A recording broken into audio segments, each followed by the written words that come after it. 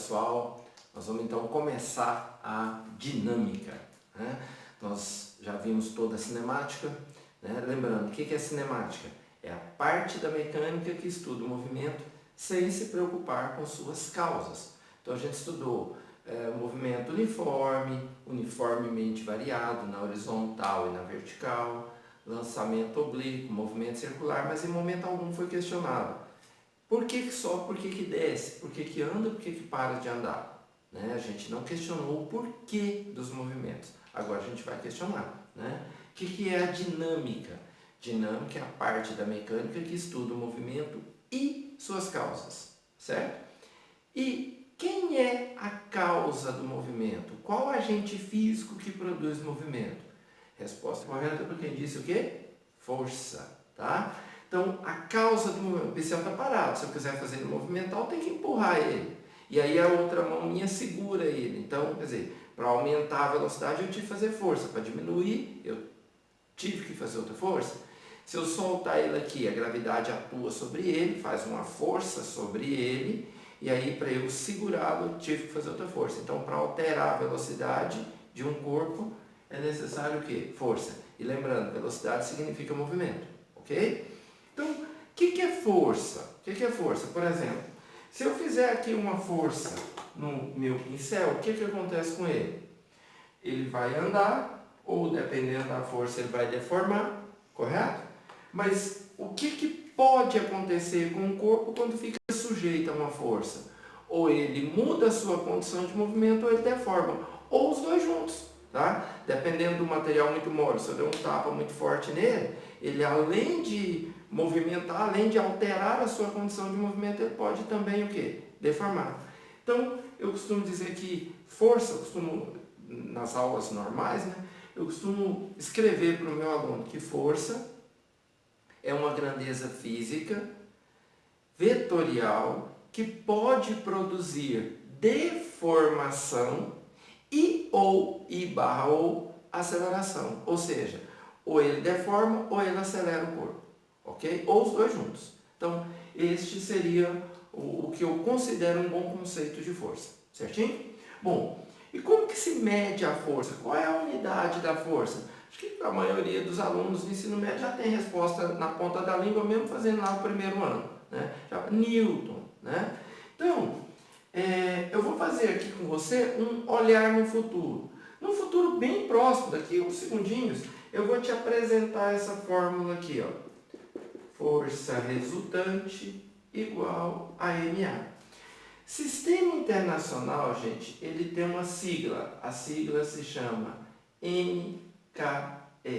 Tá? Lá no comecinho da matéria de vetor a gente fala disso. O que significa esse MKS? Ele faz referência às três principais grandezas fundamentais da física, que é comprimento, massa e tempo. Tá? Então, nessa ordem, o que M te lembra para comprimento? Metro. K para massa, quilograma, e S para segundo, e S para tempo, segundo. Beleza? Qual é a unidade de massa no sistema internacional? No sistema internacional, a massa é dada em quilogramas, tá? E a aceleração? Metros por segundo ao quadrado. Então, qual é a verdadeira unidade de força no sistema internacional? É isso aqui, ó. Quilograma metro por segundo ao quadrado. Ocorre que há muitos anos a comunidade científica resolveu atribuir uma única letra para este conjunto de unidades, homenagem a Newton, o principal pai da dinâmica. Certinho? Então, isso é um Newton. Agora eu tenho uma pergunta para te fazer. Segure um objeto aí de sua casa. Segure um objeto. Dê um pause no vídeo e segure um objeto. Pega aí um caderno, alguma coisa, uma cadeira, alguma coisa que esteja perto de você. E aí eu te pergunto, segurou esse objeto, você tem noção de quantos newtons de força você está fazendo? Então, lá vai a resposta. Espero que você tenha pausado para você pensar. Né? Às vezes, não tem noção. Né? Tem sim, tá? Tem sim. Força em newtons talvez você não tenha, mas você tem a noção de quantos quilogramas você está segurando ali? Essa noção todo mundo tem. Então existe uma outra grandeza, uma outra unidade de força chamada KGF. Tá? O que é o KGF? KGF é o famoso quilograma força. O que é o quilograma força? É a massa trabalhada como força. Então, se esse objeto que você segurou, ele tem 5 kg, você, para segurá-lo, você fez uma força de 5 kg força. Ok? E eu estou falando isso para você poder entender o que é um Newton de uma vez por todas. Tá? A relação entre o quilograma força, que todo mundo tem boa noção, e Newton é a mesma da gravidade. 1 quilograma força vale aproximadamente o quê? 10 newtons. Então, se aquele objeto que você segurou tem 5 kg de massa, você fez uma força de 5 kg força, ou 50 newtons. Certinho? Então, o que é um newton, gente? Um newton é uma força equivalente a 100 gramas. Tá? Para uma pessoa adulta normal, uma força muito pequena. Tá? Então, eu gosto de explicar isso, porque a gente vai falar muito de Newton daqui por diante, e você tem que ter essa noção. O que é um Newton? Beleza? Pois bem, falando em Newton, eu vou então te apresentar as famosas leis de Newton. Que é onde a gente... Então, vamos lá. Gente, as leis de Newton é o seguinte, quando a gente sempre pergunta, né, quais são as 3 leis de Newton? Na verdade, as 3 leis são 3 princípios que o Newton fez num período que a gente chama de período mágico da produção de Newton. Né? Ele, em 20 meses, ele mudou o jeito do mundo ver o mundo. Isso antes de fazer 25 anos, para você ter uma ideia. Tá? Newton buscou a seguinte ideia. Estudando o movimento planetário, né, que foi proposto inicialmente, o atual modelo que a gente tem por Copérnico, e depois bem aperfeiçoado por Kepler, ele pensou, o que faz o planeta girar? Por que o planeta não vai embora? Copérnico já falava na obra dele, por que o planeta não obedece à inércia? Inércia é ir embora. Né? Por que o planeta não segue a inércia de continuar no estado natural de movimento, sair em linha reta e ir embora? Né? Então, essa ideia da inércia, ela meio que instigava o Newton. E ele pensou, por que faz o planeta ficar girando? Né? Por que ele não vai embora se ele tem uma velocidade? Então, ele foi buscar a resposta para isso. Até a época de Newton, você falava em força você tinha que encostar em alguma coisa para ter força. Não existia essa ideia de força-distância. Tá? Essa palavra gravidade, né, que vem do latim gravis, significa peso. Tá? A mulher grávida também tem a mesma origem. Né? Tá mais pesada, tem outro ser humano dentro dela. Né? Enfim. Aí o que acontece? Newton foi buscar a resposta para isso. Ele pensou, só existe um motivo do planeta estar girando, tem que ter uma força segurando ali. E ele foi atrás dessa força-distância. Tá? E neste buscar essa força, que a gente hoje chama de força de atração gravitacional, ele criou as leis do movimento, criou tudo que a gente estuda basicamente na espinha dorsal da dinâmica. Tudo bem? E aí, cara, então, as leis de Newton, elas não foram enumeradas pelo Newton. Ele criou princípios da dinâmica, ele criou os 3 princípios. Quem enumerou foi alguém depois dele que resolveu ensinar as coisas dele, né? Foi a física em geral. Então, esta enumeração das leis de Newton, ela não é didática, ela é histórica. Então, a primeira lei, a inércia chamada primeira lei, foi o que motivou ele a fazer. Então, eu não posso mudar algo que está institucionalizado. Mas eu te provo aqui, didaticamente, que é aqui a minha função, que a primeira lei é consequência da segunda. Então, eu sempre começo as leis de Newton pela segunda e depois eu falo a primeira. Legal? Então, por que eu chamo a segunda? Porque se eu perguntar para você, qual é a primeira lei? Você já pensa, você sabe o nome dela? Inércia. E a terceira lei? Você já sabe o nome dela. Que já veio para sua cabeça o quê? Ação e reação, né? A terceira. E qual é a segunda lei? Qual é a segunda lei? Aí a pessoa se confunde, às vezes ela não lembra do nome. Né? Muita gente aí que gosta um pouquinho não lembra do nome. É o PFD. O que é PFD? Não é partido político, tá, gente? O que é PFD? Princípio fundamental da dinâmica. Veja, O que um princípio que é fundamental, fundamental vem de fundamento, dar origem, criar, dali que tem que nascer tudo. O que o fundamental está fazendo em segundo lugar? Né? Ele deveria ser o primeiro. Então, eu não posso mudar a numeração, porque isso é institucionalizado. Mas eu te apresento ela primeiro. E depois eu te provo que a primeira lei é a consequência dela.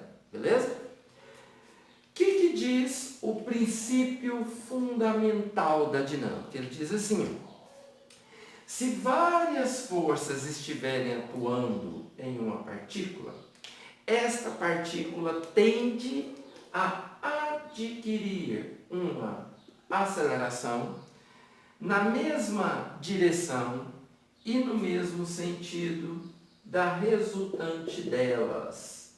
Delas quem, gente? Das forças. Então, o que diz a segunda lei de Newton? Que sempre que tem várias forças atuando no corpo, ele tende a acelerar na mesma direção e sentido da resultante. E o Newton mostrou experimentalmente, essa parte aqui das leis de Newton é empírica, ele mostrou experimentalmente que esta força resultante pode ser calculada, além da soma vetorial, ela pode ser calculada multiplicando-se a massa pela aceleração, que nada mais é do que o produto de um escalar por um vetor que a gente estuda lá em vetor. Tá? E a operação matemática diz o que está no desenho que eu te falei no texto. Por quê? Quando eu multiplico um escalar por um vetor, você tem um vetor de mesma direção. Tá? Se o escalar for positivo, que é o caso aqui, só existe massa positiva, o vetor produto aqui, ó, ele tem o mesmo sentido também. Por isso que eu sempre enfatizo. O que é a coisa mais importante da segunda lei de Newton? Não é decorar macetezinho, não, faça mais amigos, por exemplo. É você gravar o seguinte, pode gravar isso, tá? Que depois eu vou te mostrar a importância disso. O que é a coisa mais importante da segunda lei de Newton? É saber que força resultante e aceleração tem sempre o quê? Mesma direção e também o mesmo sentido. Ok? Então, guarda isso. Eu vou te cobrar isso daqui uns tempos. Legal? Então, o que eu vou fazer agora? Eu vou te apresentar a primeira lei de Newton e te mostrar que ela é consequência disso aqui. Certinho? Então, gente, vamos lá. Princípio da inércia. Tá? Como é que eu defino o princípio da inércia? Né? Muita gente fala assim, inércia é a propriedade que a matéria possui de permanecer no seu estado natural de repouso ou movimento. Está errado esse conceito? Não, ele está correto. Mas ele é um conceito, vamos dizer assim, mais popular de inércia, mais simples. Tá? Eu costumo definir inércia do jeito mais técnico. Tá? O que eu falo que é inércia? Eu digo assim, se a força, você vê que a gente já está usando a segunda lei, tá? Se a força resultante que atuar em uma partícula for nula, esta partícula tende a permanecer em repouso ou em MRU. Este é o meu conceito mais correto de inércia, tá? O que eu considero correto, tá? Então, veja, eu vou reescrever matematicamente, já está escrito, só vou te explicar o que eu acabei de digitar, tá bom? Então, olha só. Se a força resultante que atuar numa partícula for nula, significa que MA é nulo, MA é zero. Se MA é zero, a partícula existe, ela tem massa. Então, passa a massa para cá, 0 dividido por M dá zero. Então, a aceleração é zero. Então, é isso que eu queria te falar. Inércia significa não ter aceleração, tá? E o que significa? Quem é esse cara aqui? Ó? É aquele vetor aceleração. Se você voltar lá naquela aula nossa de cinemática vetorial, você vai lembrar, tá? Quem é o vetor aceleração? Ele é a resultante de uma aceleração tangencial com o quê? Centrípeta. Tá aqui a soma, tá? Em modo, né, cai, como aqui, ó, é 90 graus, isso aqui cai no teorema de Pitágoras, bem simples. Legal? Mas a ideia é, se o vetor aceleração é nulo, o que tem que acontecer para que o A seja nulo? Se você olhou lá na aula, você vai perceber que eu comentei com você que a tangencial e a centrípeta, elas são perpendiculares, então elas nunca se anulam. Então, qual é a condição para que este A seja nulo? que os dois simultaneamente sejam o quê? Nulos. E o que significa a aceleração centrípeta ser zero? Significa que a partícula não faz curva. Para ela não fazer curva, como é que ela tem que estar? Ou ela tem que estar parada, ou ela tem que estar em linha reta. Uniforme ou não, mas tem que estar em linha reta. Então está aqui, ó, repouso ou movimento retilíneo. E para tangencial ser nula, aceleração tangencial, você vai lembrar, é aquela que está relacionada ao módulo da velocidade. Então, o que tem que acontecer? O corpo tem que estar em repouso, tá? Ou em movimento uniforme, a velocidade não pode mudar o valor. Tá? Não precisa nem ser retilíneo, mas o módulo da velocidade não pode mudar. Então, quando você junta as duas coisas, o que a gente tem? Se a força resultante for nula, o vetor aceleração é nulo, que implica em quê? Centrípeta nula e tangencial nula, que implica em quê? Repouso ou movimento retilíneo e o quê? Uniforme. Legal? Então, o que é inércia, gente? Inércia significa sem aceleração. Inclusive, na física, a palavra inércia, ela é sinônimo da palavra equilíbrio, tá? Equilíbrio. Então, estar em equilíbrio e estar em inércia é a mesma coisa. Então, quando você tem isso aqui, um MRU, o pincel andando aqui em linha reta e velocidade constante, o que ele está aqui? Ele está num movimento inercial ou no chamado equilíbrio dinâmico, também chamado de equilíbrio cinético. Legal? Se eu estiver paradinho, eu aqui, ó, do jeito que eu estou, em relação a você que está me vendo, eu estou num repouso inercial ou chamado equilíbrio estático. Tudo bem? Legal. Mas e aquele conceito lá que o senhor chamou de popular? Cara, ele continua valendo. Inclusive, a maioria dos exercícios que você vai encontrar de inércia refere-se àquilo. Né? Tem um aí que passou esses dias, caiu esses dias no exame, o cara está de skate, aí ele bate numa pedra e cai. Né? Aí a pergunta, qual é o motivo do skatista cair? Né? Ele caiu por causa da inércia, porque o skate parou na pedra, tá? E ele caiu, o corpo dele continuou em movimento, o motivo foi a inércia. Certinho? Aquela história, né? Para que existe cinto de segurança e airbag nos carros? Para minimizar os efeitos de quê? Da inércia. Né? Porque o carro para de uma vez, em relação ao referencial externo, o carro e o condutor, os passageiros, estão na mesma velocidade do carro. Então, quando o carro para abruptamente, a tendência das pessoas é seguir o estado de inércia. E aí tem o cinto de segurança e os airbags para minimizar os efeitos da inércia. Tudo bem? Então tá aí. Essa é a primeira lei, como eu te disse, consequência da segunda. E no nosso próximo encontro eu vou te apresentar a terceira lei e já vamos começar a ver algumas decorrências das leis de Newton. Ok?